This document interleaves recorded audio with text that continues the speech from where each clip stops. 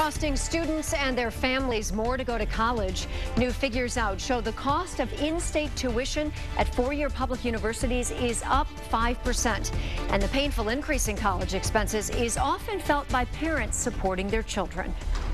Jean Andes and her husband Mark Hilliard had the best of intentions when it came to saving for their kids' college. However, it's hard to save when you're paying a mortgage and your utilities. So when their daughter Kayla and son Ian went off to school, scholarships didn't cover it. They took out loans, lots of them. 2 four-year degrees added up to $120,000 worth of debt. It cost us as much to borrow to put our two children through college than it did to buy our house. They're part of a growing number of Americans facing massive loan amounts to help their kids cover college costs.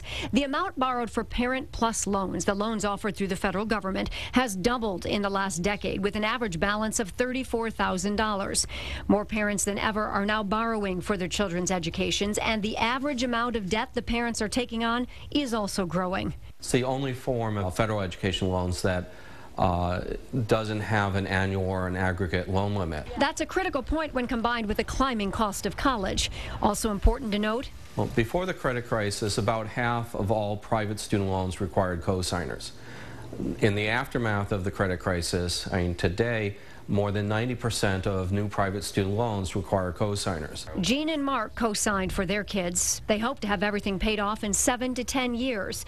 Meantime, Mark Kantrowitz stresses parents should not co-sign for or take out loans that will take longer than 10 years to pay off. If they're borrowing more than that, it's going to eat into their retirement. And even though they have no regrets, Jean and Mark admit this debt is putting a dent in their lifestyle. Now that the kids are gone, we could do more traveling if we didn't have the student loans to pay.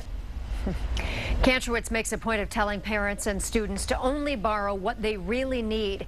There's a tendency to borrow to the loan limit, and that is not always necessary.